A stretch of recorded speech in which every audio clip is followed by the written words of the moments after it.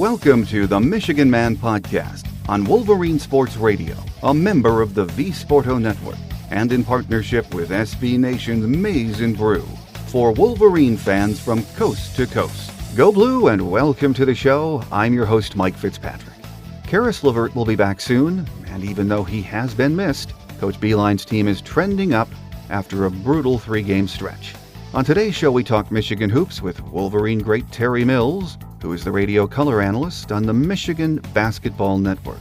First, a few Wolverine news and notes to get us going. Michigan will host an invitation-only event at Hill Auditorium on National Signing Day, which is February 3rd, according to a report on Monday from 24/7 Sports. The event, according to the report, is designed to celebrate the class of 2016, which is currently ranked number 2 nationally. The event will feature several special guests and will raise money for the Chad Tuff Foundation. More details will be coming soon. Rashawn Gary was in LA over the weekend taking his official visit to USC. His mother told ESPN she could see her son moving from the East Coast to play in the West. According to reports, both Gary and his mother were very impressed with what USC has to offer. Rashawn is still considered a heavy Michigan lean, but one never knows what an 18-year-old is thinking, and we won't know for sure until February 3rd. Jim Harbaugh and his staff were in LA on Monday night recruiting cornerback David Long, who has narrowed his choices to Washington and Michigan. He is set to make a decision in the next few days. Harbaugh also spent Friday night with the family of kicker Quinn Norton.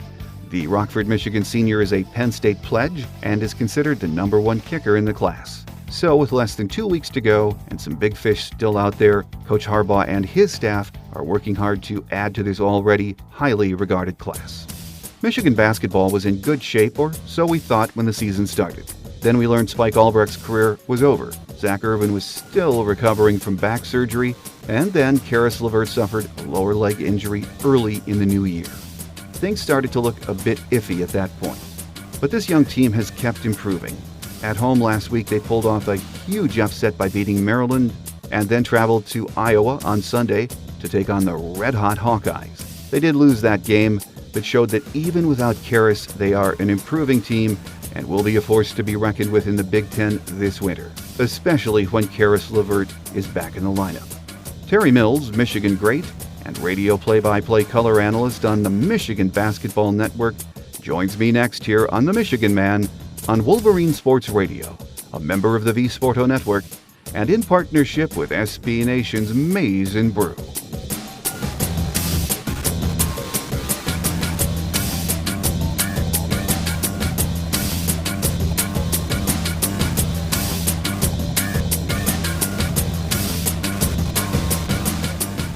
Joining us on our Michigan Game Day segment this week is Michigan great Terry Mills to catch up on what's been happening with Michigan basketball. Great to have you back on the show, Terry. Hey, thanks for having me again, Mike. Well, Terry, let's start with a look back at last week, which is a pretty good week for Michigan, and that big home win against Maryland. Was the way we played against Maryland what we should expect to see this year, or the remainder of the year, I should say, or did we just catch Maryland maybe on an off night? Yes, I mean, I do believe so, Mike. You know, I think we're coming around, and I'm seeing constant improvement on this team as the year progressed. And I thought, you know, they played extremely well against Maryland, and it just shows that the type of talent they have if they can all come together. Well, on Sunday, of course, against Iowa, we played well for periods. As Coach Beilein said after the game, there were 2, maybe 3 spurts in that game that hurt us. But in the end, you can't turn the ball over like we didn't expect to beat a team as good as Iowa in their place, can you? No, you can't. You know, and that was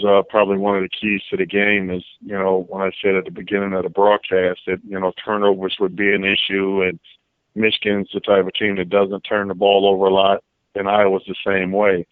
But, you know, the problem is, you know, you're playing against a veteran ball club who knows how to win down the stretch with Iowa having a lot of juniors and seniors. So you definitely got to shorten that game up and take care of the basketball. Well, the hallmark, as we know, of a John Beilein coach team is that they don't give away fouls, don't let teams beat them at the stripe, and they keep the turnovers down. But there have been times this year where the turnovers have been pretty high for this team. I think 13 against Maryland, even though we won. And, of course, I think I looked at the stat sheet, 13 or 14 against Sunday against Iowa.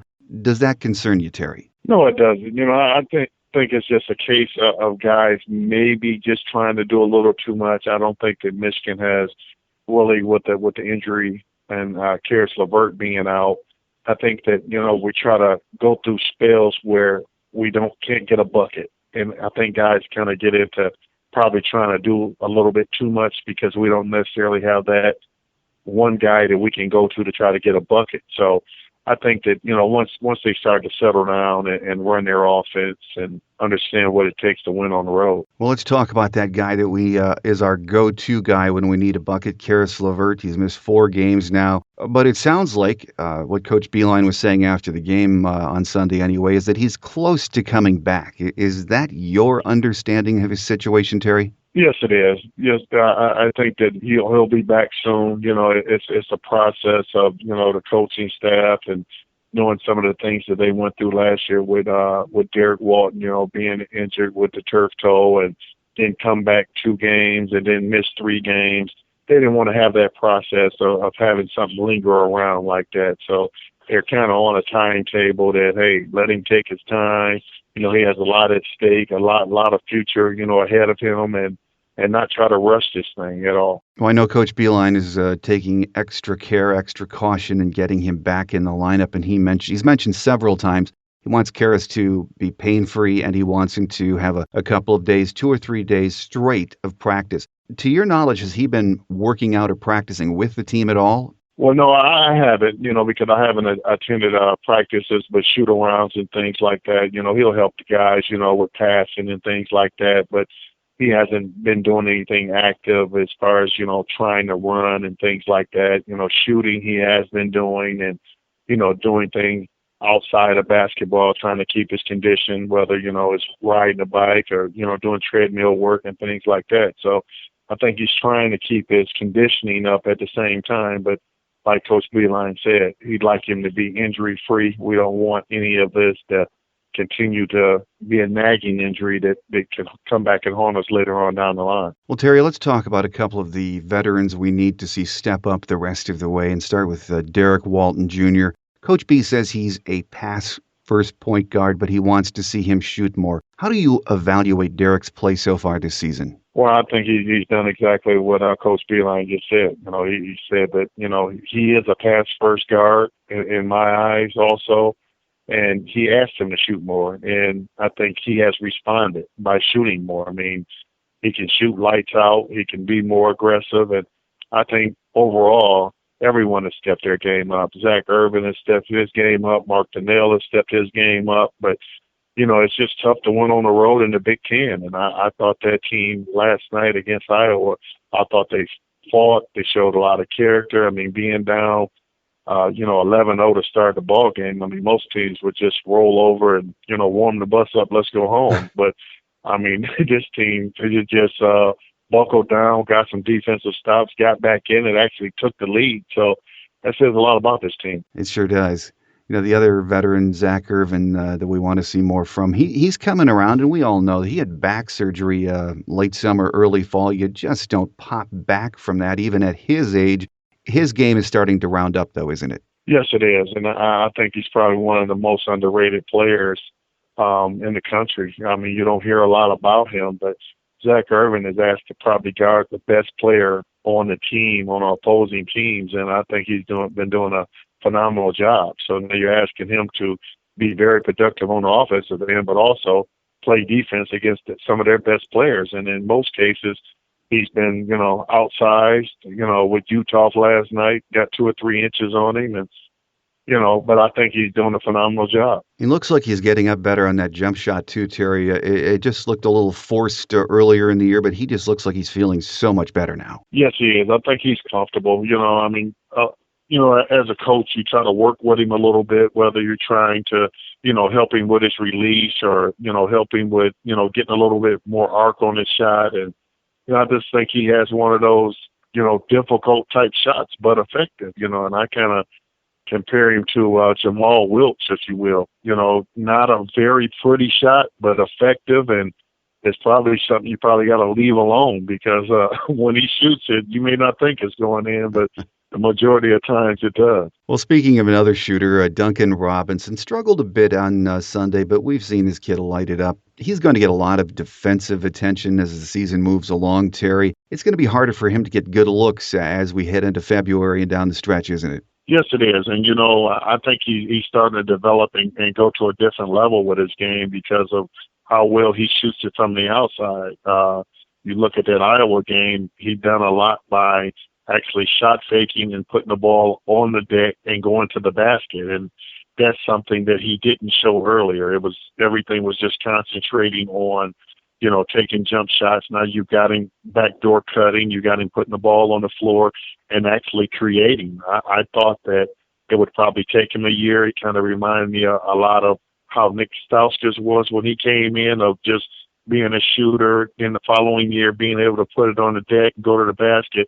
But I think Duncan Robinson is catching on a lot faster and learning how to score right now. Right now, Michigan averaging 12 three-point shots per game, Terry. And one thing we know is if the shots are dropping for this team, they're very tough to stop, aren't they? Yes, they are. You hear a lot of opposing coaches come in, and that's what they talk about that's a part of Michigan's game plan. They're a three-point shooting team. Don't get discouraged. But, I see a lot of these coaches. I mean, these players get discouraged very, very fast when, Michigan is on. I mean, they hit them in abundance. And next thing you expect them to hit 10 or 12, and next thing you know, that's what they've hit in the first half. So it makes it extremely difficult to defend. Well, it's a fun offense to watch, and for shooters, it's a great offense to play in, and point guards. But maybe it's just me. The rebounding on both ends concerns me. When you have 4, sometimes 5 shooters on the floor, Terry, if you're not hot, we're going to have problems against some of the power teams left on the schedule, aren't we? Well, you can. And Michigan is a team that's never sent 4 or 5 guys to the boards at one time or nothing like that. I think Mark Donnell is doing an excellent job. Usually Michigan only sends maybe 1, maybe 2 to the boards. And I think they might even out-rebounded Iowa last night, even though, Iowa's the type of team, whether you score or not, they want to push the ball up, and they want to advance it without a dribble. And, I mean, so there was no time to really celebrate and say we scored. You had to be on your way back because that Iowa team kind of makes you reluctant to go to the boards because they want to get out and run. With us on our Michigan Game Day segment this week is Michigan great Terry Mills as we talk Michigan hoops. Terry, give us a big man's perspective on Michigan's play down in the blocks this year. Is this our Achilles heel, or are we just making too much of the fact that we just don't seem to get a lot of production in the paint? Well, I think we might be making a little bit too much of it. Right now I think Michigan is giving opportunities to every big man that they have on the roster and just trying to, get it by a committee, not just kind of focus in on one guy, where you've seen Mark Donnell emerge and, he's getting a lot of his out of pick and rolls. And if you look at the way that Jordan Morgan scored a few years ago, I'm seeing a lot of that of Mark Donnell right now, being able to just roll, catch the ball in traffic, and being able to finish. So if you look at Coach Beilein's style and his play, it has never been, hey, let's just throw it in the post and let's see what the big man can do. I think you got to be a versatile big man to play in Coach John Beilein's system, whether you're picking and popping, making the outside shot, rolling to the basket is never going to be, in my regards, just throw the ball inside and let the other 4 guys stand around on the perimeter. Yeah, and we have to like what we've seen from Mark Donnell so far this year, especially his progress as the season moves along. Last year, Ricky Doyle was impressive at times, but he struggled this year. Why do you think that is? You know what? I can't put a finger on that right now. I think that, a lot of these guys, when you're young, it's very easy to lose confidence. And right now, I think he's probably lost a little confidence. And that's something that he's going to have to get back. And, you talk about Ricky Doyle. I think that Aubrey Dawkins may have lost a little bit of confidence. But, when you got teammates that stand behind you and they're rooting you on every single day, whether it be in practice or in the games, eventually that'll come around. I don't think that the coaching staff given up on these guys, and their teammates haven't given up on them either. Well, it is harder for the big men to improve in college basketball. It takes more time for some of these young guys, doesn't it, Terry? Yes, it does. It takes plenty of time, and those repetitions just can't come in practice. You've got to find some way, whether it's before practice and the off season and things like that, to kind of develop. Because we all know this is a grind, and this is you're kind of put in a position where you've got to learn on the fly. And come Big Ten, that's not an easy job at all. Let's talk about some of the other young guys in this team. You just mentioned Aubrey Dawkins. He was raining some threes on Sunday. Looked good against Iowa. Abdur Rahman, DJ Wilson getting minutes. And they might need more time to develop. I'm sure they will. But we're really seeing some positive things from these guys and some of the other young players, Terry. Yes, we are. Whether win or loss, I've always tried to look on the positive side and how these guys are developing. I think Aubrey Dawkins is starting to get his confidence back, as far as shooting the basketball. I think he had some breakdowns defensively, but that's just things that he has to work on. And I talk about him all the time about sometimes you get guys who are very, very athletic, the way Aubrey Dawkins is, that you tend to not want to be in that spot because you think you can make it up with your athletic ability. And I think that's something that he's kind of dealing with right now. And he's just got to trust in his teammates and trust in the coaching staff that if you can be in that spot where you need to be, it helps us out a lot better. Well, a lot of coaches say even when when the offense isn't clicking, if you're playing defense and rebounding on the other end, you can hang around in games, especially on the road. Defense at times for this team has been spotty so far this year. And a lot of coaches also say defense is just flat out hard work. Do you see this team getting better defensively? Yes, I do. And I think you hit the nail on the head with that. You kind of preach to young guys over and over again, and I say it all the time, is that defense has to be a mainstay. Your offense will come and go. And at times, I thought earlier in the season, Michigan played defense kind of based on how their offense went. And you can't just play the game like that. So that showed me yesterday when they struggled offensively, they kind of buckled down defensively and got themselves back in the game. Whereas if you had told me this 5-6 games ago, they would have just pretty much just got ran out of the gym. So it just shows that, they can buckle down defensively, and that's got to be their mainstay. Well, it's going to be nice to get Caris back in the lineup hopefully soon, but the next 4 games, starting with Minnesota at home this week, all very winnable games for this team, Terry. Yes, it is. We just had a tough stretch, and, you can't take any game for granted. Nebraska's playing well. You got a team that, Minnesota's coming in who haven't won a Big Ten game. All of these games are just dangerous games right now. Everyone looked at this schedule saying it was a tough stretch with, playing Purdue and playing Maryland and then Iowa, 3 ranked teams. But now you're playing teams that probably haven't had the success, but I tell you what, they're dangerous teams. And I always say, when we beat a team or something like that, I always say, hey, this team is going to beat a team. Because I've been through this grind. You look at the way we came in and beat Penn State, and then Penn State turns around and beats someone that they don't have any business beating. So that's just life in the Big Ten. You look at us going into Purdue. We lose to Purdue, but yet we handle Illinois in Illinois. Purdue goes in Illinois and lose by 14. So it's hard to put an answer to this Big Ten schedule and the grind of the Big Ten Conference. Well, I guess the answer is you've got to bring it every night, and these young guys are going to learn that. If we get Caris back and take care of business in the next 4 games, which we all know we can do, Michigan would be 7-2 in Big Ten play at the midway point. Of course, it's, as you've just said, that's going to be easier said than done. But all things considered, that would be pretty darn good at the midway point. Yes, it would. It would leave us right in the thick of things. And, we're pretty much be kind of controlling our own destiny. We've got Iowa coming in here, but it's not easy. You want to take a game at a time, and I would love to be sitting, 7-2 at the midway mark. That would probably be the answer. That would put you right in the thick of things. And who would even say that, Michigan would be in the thick of things? When you start the season, everyone talked about Maryland. They talked about Indiana. They talked about Purdue. And I think the shakeup is these teams that they really didn't think at the bottom of the conference would have anything to say. I think that they're saying things and they're saying it loud. Well, a final thought, Terry, and the way I see it is even though this team's been inconsistent up to this point, and for a variety of reasons, you have Caris out, you have a lot of young guys in the mix still learning, they are still, though, in a good position to finish strong, make the big dance. And, watching this team, I don't know how you feel about it.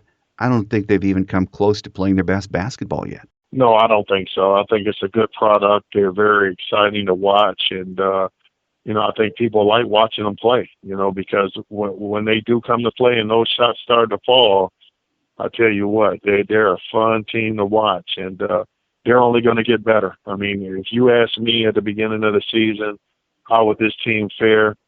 I mean, I thought we would hit the ground running and we would be a contender, but I looked at some of the people around and I was like, man, are we going to get any better? This is not a good team right now.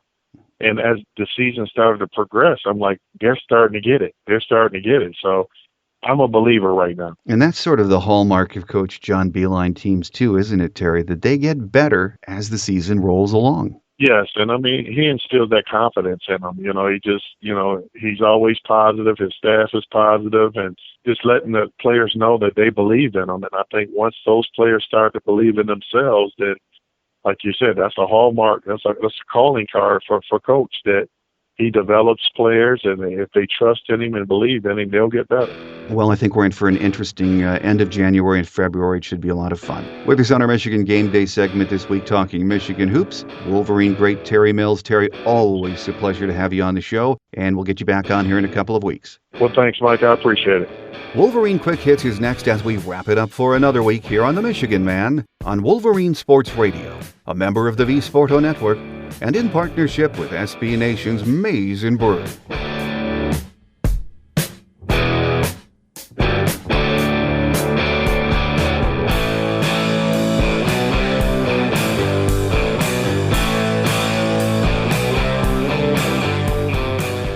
On Wolverine Quick Hits today, men's basketball will be in action at home against Minnesota on Wednesday, beginning at 8:30 p.m. The Gophers are winless in Big Ten play, but as Terry Mills mentioned during our interview, you better bring it because every game in the Big Ten is going to be tough. Michigan will look to get back on the winning track and improve on their 3-2 conference record. On Saturday, we hit the road for a 2 p.m. game with Nebraska. Coach Barnes-Arico and the women's team will host Ohio State on Thursday at Chrysler Center. Tip-off is scheduled for 6 p.m. Then on Sunday, Nebraska pays a visit to Ann Arbor for a 2 p.m. start time. Hockey will be in action this Thursday for an exhibition game with the U.S. Under-18 team. The puck will drop at 7:30 p.m. at Yost. Next Big Ten action will be next Thursday at Madison Square Garden against Penn State as part of a basketball-hockey doubleheader. Coach John Beilein's team will face Penn State in an afternoon game, and then out comes the ice for a 7 p.m. face-off with the Nittany Lions. Michigan is 14-3-4 overall, 5-1-2 in Big Ten play. Like us on Facebook at The Michigan Man Podcast, follow us on Twitter at The Michigan Man, where you can also follow Wolverine Sports Radio at Go Blue Radio. Our free show app is available from the iTunes and Google Play stores. That will do it for this week. Don't forget to tell your family and friends about the show, and then join us again next week. Have a great Wolverine week, everyone. I'm your host, Mike Fitzpatrick. Take care, and as always, go blue.